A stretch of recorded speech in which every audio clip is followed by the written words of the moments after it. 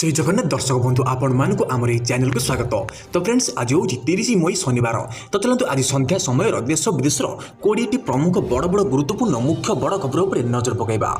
आउ सप्ताह मध्य भारत में कोरोना संक्रमित संख्या 2 लाख छुईवा आशंका। भारत में कोरोना महामारी संक्रमण आतंक सृष्टि करिछि। प्रतिदिन नुआ संक्रमित संख्या बढ़िबार लागिछि। प्रति 24 घंटा एवं नुआ संक्रमित संख्या 8000 रु अधिक होबार लागिछि। शनिवार सुधा संक्रमित संख्या 1,63,763 पहुंची। सेपरि मृतकों संख्या 4,980 छुईची। एभली धारा जारी रहिले आसंता एक सप्ताह मध्य देश में कोरोना संक्रमित संख्या 2 लाख टपिबार आशंका देखा।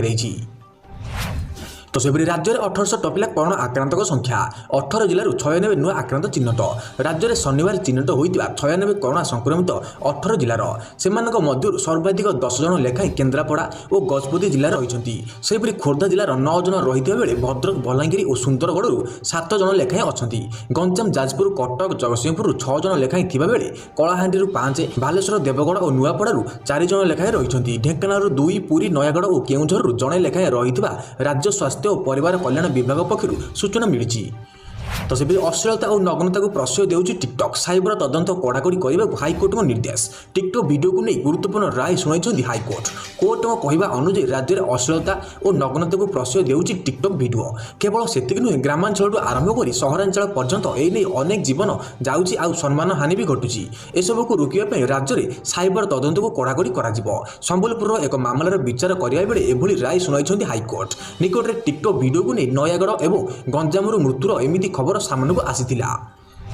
तो सेपरि कुलगाम में सुरक्षा कर्मी को बड़ सफलता। जम्मू काश्मीर वानपुरा अंचल कुलगाम में शनिवार सुरक्षा कर्मी को बड़ सफलता मिली। जम्मू काश्मीर पुलिस सेना और सीआरपीएफ मिलित सहयोग में होता ऑपरेशन में 2 जन आतंकवादी मृत्यु होती। आतंकवादी संपर्क में सूचना मिलने पर सुरक्षा कर्मी द्वारा सर्च ऑपरेशन कराइला। प्रथमे आतंकवादी को आत्मसमर्पण करने को कहुले सुरक्षा कर्मी उपर को आक्रमण करते। फल यार पाल्टा आक्रमण में सुरक्षा कर्मी गुड़ी 2 आतंकवादी निहत होते। तो सेपरि जातिसंघ परामर्श को बेखातिर सीमा लंघिला पाकिस्तान। महामारी कोरोना विश्व सबुठ बड़ विपद हो उभा होइछि। एही समय सबु देश एकाठी होई एहा विरुद्ध में कार्य करने दरकार। कौन देश ता पड़ोसी देश को टार्गेट करेंगे ना कि सीमार अस्त्रविरति उल्लंघन करेंगे ना। मिलित जातिसंघर मुख्य आंटोनियो गुटेरस विश्ववासी को एपरी परामर्श देते। तथापि पाकिस्तान तार प्रकृति छाड़िनी। आज पाकिस्तान पक्षर जम्मू काश्मीर पुंछ जिला निकट में अस्त्रविरति उल्लंघन करा। भारतीय सेना आउट पोस्ट को टार्गेट आज पाकिस्तान कस्बा मालती और केराना सेक्टर में अभिशांतर गुलीमाड़ करिछि। स्वयं चालित और मोर्टार द्वारा पाकिस्तान हमला करिबारु एहार जवाब भारत पक्षर दिया जाइछि। तो सेपरि मोबाइल नंबर संख्या 10 रु 11 अंक को वृद्धि पाई ट्राईर सुपारिश। Telecom regulatory authority of India TRAI नूतन योजना सुपारिश करिछि जेउथरे लैंडलाइन एवं मोबाइल सेवा पाई यूनिफाइड नंबर प्लान अंतर्भुक्त करा जाइछि। ट्राई सुपारिश अनुसार लैंडलाइन रु मोबाइल नंबर को कॉल करने पूर्व 0 रखा बाध्यतामूलक हेबो। एहा व्यतीत मोबाइल फोन संख्या को 10 रु 11 को वृद्धि करने को परामर्श दिया जाइछि। किंतु लैंडलाइन रु मोबाइल को कॉल करने शून्य प्रयोग करिवार कोनोसी आवश्यकता नाही। जदि ट्राईर एही सुपारिश गुड़िक कार्यकारी हुए तेबे प्राय 10 बिलियन मोबाइल नंबर प्रभावित हेबे। यह अधीन में मोबाइल नंबर रे अंक संख्या 11 हेबो एवं यही संख्या 9 अंक आरंभ हेबो। तो सेपरि ऑड इवन फर्मुला राज्य में चलो बस। गत 2 दिन हम राज्य में बस चलाचल होइछि। किंतु सोमवार ठारू ऑड इवन नंबर में राज्य में बस चलाचल हेबो बोली सूचना मिली। अधिकांश सहर दैनिक 5 रु 10 टी बस भिन्न भिन्न रूट्रे चलिबो। एने सूचना देइछन्ति राज्य घरोई बस मालिक महासंघ संपादक देवेंद्र साहू। उल्लेखযোग्य जे गत 27 तारिख दिन चंडीगढ़ बैठक में बस चलाचल नहीं निष्पत्ति निया जाइथिला। एहा सह पूर्ण निर्धारित भड़ा अनुसार यात्री माने टंका देबे। एहा सह सामाजिक दूरत्व रक्षा उपरे मध्य गुरुत्व दिया जाउ बोली निष्पत्ति निया जाइथिला। तो सेपरि खूब शीघ्र घोषणा होइबारे आउ एक पैकेज। देशर आर्थिक स्थिति देखि निया जाई पारे निष्पत्ति। कोरोना भाइरस महामारी को नहीं देश में लॉकडाउन जारी रही। एथिरे देशर अर्थव्यवस्था गुरुतर भाव प्रभावित होइछि। तेणु देशर अर्थव्यवस्था को सजाड़िबा लागि आउ एक आर्थिक पैकेज घोषणा पई प्रस्तुति आरंभ हो जाइछि। एथिपई केंद्र सरकार को विभिन्न विभाग प्रस्तुति चलाइदिबा जଣା पड़िछि। सूत्र अनुसार बैठक में कोरोना भाइरस महामारी रोकिबा एवं लॉकडाउन प्रभावित क्षेत्र पई आउ एक रिलीफ पैकेज को नहीं मंथर चलिछि। सूचनायोग्य पूर्व घोषणा होइदिबा बजेट वर्तमान स्थिति देश पई यथेष्ट होई नाही। तो सेपरि प्रघट हेबनी कोरोना आक्रांतक परिचय हाइकोर्ट कोरोना संक्रमित बाबद में ओडिशा हाइकोर्ट एक गुरुत्वपूर्ण राय शुणाई हाइकोर्ट राय अनुसार कौन आक्रांतकर परिचय प्रघट कर कारण आक्रांतक परिचय पदक आसिले सामाजिक निंदार भय रही हाइकोर्ट कही जदि कोरोना आक्रांत हो कौन व्यक्ति सरकारी किंबा बेसरकारी हस्पिटाल में भर्ती होता कि कौन क्वारंटाइन सेंटर में रोकता परिचय बाहर प्रघट कर सरकार कहते। तो सेपरि सरकार वर्ष पूर्ति मोदी को ऑडियो वार्ता सरकार वर्ष पूर्ति अवसर में देशवासी प्रधानमंत्री नरेंद्र मोदी ऑडियो वार्ता देते से कहते घड़ी मुहूर्त दी गति करुच्ची समग्र विश्व भारत यह समय निजक प्रतिपाद्य करने को चेष्टा करुच्ची वर्तमान समय आह्वान आत्मनिर्भरशील होगा आवश्यक आमे आम वर्तमान और भविष्य तैयारी आवश्यक आमे प्रगति सह उन्नति पथरे निश्चय आगे बोली से कहते अम्फान मुकाबला नहीं ओडिशा को प्रशंसा कर मोदी ओडिशावासी बात्या मुकाबला करने साहस को धन्यवाद जणाइछन्ति मोदी।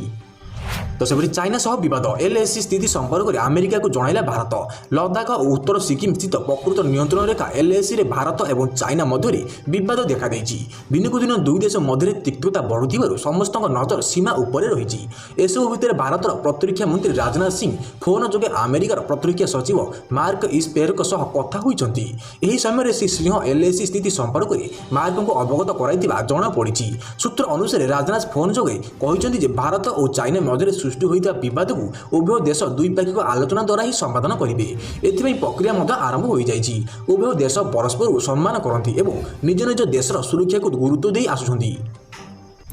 तो सेपरि विश्व स्वास्थ्य संगठन WHO सह अमेरिकार समस्त संपर्क छिन्न कला पूर्व अमेरिका विश्व स्वास्थ्य संगठन WHO को सहायक भाव पांठि जोगाण बंद पर निष्पत्ति नहीं बेले एवं WHO सह अमेरिका समस्त संपर्क छिन्न कर अमेरिका राष्ट्रपति डोनाल्ड ट्रंप घोषणा करपक्षे WHO को चीन निज नियंत्रण में रखिछि बोली ट्रंप अभियोग आनिछन्ति चीन उपर बर्षिबा सह ट्रंप कहते सुरक्षा पर विपद साजी अमेरिका रिसर्च करुवा चीन वैज्ञानिक मानक उपर बैन लागू हेबो सेपरि अमेरिकार आईन अनुसार कार्य न करुवा चीन कंपानी गुड़िक विरोध में कार्यानुष्ठान ग्रहण करा। तो सेपरि छत्रपुर चेन टाणी ट्रेन ओह्लाई पड़े प्राय 1500 सुरत फेरंता गंजाम जिले में प्रवासी श्रमिक मैंने आज पुणी थे चेन पुलिंग कर गुजरात सुरतु बालेश्वर अभिमुखे जाऊा श्रमिक स्वतंत्र ट्रेन चेन पुलिंग कर प्राय 1500 प्रवासी ओह्लाई पड़ती मिलता सूचना अनुसार यह ट्रेन टी ब्रह्मपुर स्टेशन में न अटकवर शेष में उपाय नपाई प्रवासी मैंने छत्रपुर चेन पुलिंग करते शुक्रवार संध्या 6टार प्रवासी मैंने ट्रेन चेन को पुलिंग करते।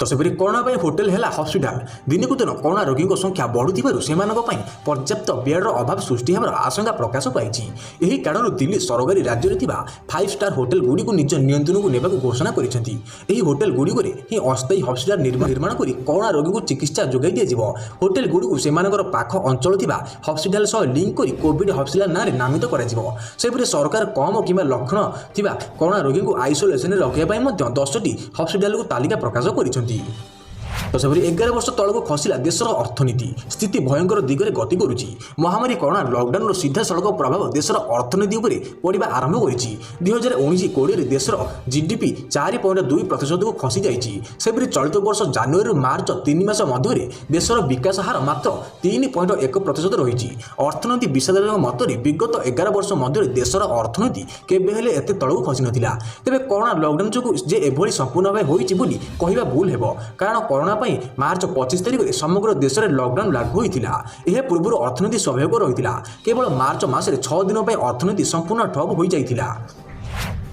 तो सेपरि पोल तलक खसला प्रवासी श्रमिकों बस अल्पके बढ़ते 30 जन 3 आहत मेडिकल रे भर्ती पुणी प्रवासी श्रमिकों बस दुर्घटनाग्रस्त भारसाम्य हराई पोल उपर तलक खसी पड़ा बस अल्पके बढ़ती गले 30 प्रवासी श्रमिक सामान्य आहत होता 3 जन को चिकित्सा मेडिकल रे भर्ती कर सूचना जो जातीय राजपथ 16 मंगलपुर नुआगाँ निकट में पोलर तलक खसी पड़ी प्रवासी बस केरल 30 जन प्रवासी श्रमिक को नहीं कलिकता अभिमुखे जाऊा बेले यह दुर्घटना घटी बस ड्राइवर आखि लगी बस टी भारसाम्य हराई तलक खसी पड़ा।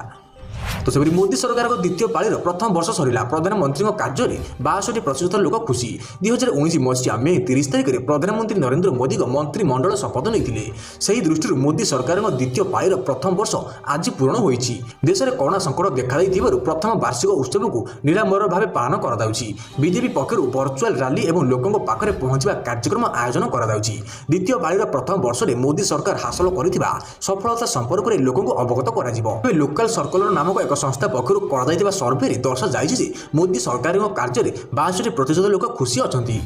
ତ ସେପରି ପଲିଥିନ୍ ବ୍ୟବହାରକାରୀମାନେ ହୁଅନ୍ତୁ ସାବଧାନ, ନଚେତ୍ ମାଡ଼ିପାରେ କରୋନା। ଯଦି ଆପଣ ବି ପଲିଥିନ୍ରେ ବା ଫଳ ବା ପନିପରିବା ଆଣୁଛନ୍ତି ତେବେ ସାବଧାନ ହୋଇଯାଆନ୍ତୁ, କାରଣ ପଲିଥିନ୍ ମାଧ୍ୟମରେ କରୋନା ଭାଇରସ୍ ଆପଣଙ୍କ ଘରେ ପହଞ୍ଚିବାର ସମ୍ଭାବନା ରହିଛି। ଡାକ୍ତରମାନଙ୍କ କହିବା ମୁତାବକ ପଲିଥିନ୍ରେ କରୋନା ଭାଇରସ୍ ଅଧିକ ସମୟ ପର୍ଯ୍ୟନ୍ତ ସକ୍ରିୟ ରହିଛନ୍ତି। ରାଜକୀୟ ଦୁନ ମେଡିକାଲ କଲେଜର ଡାକ୍ତର କୁମାର ଜି କହିଛନ୍ତି ଯେ ପଲିଥିନ୍ରେ କରୋନା ଭାଇରସ୍ 72 ଘଣ୍ଟା ସକ୍ରିୟ ରହିପାରେ।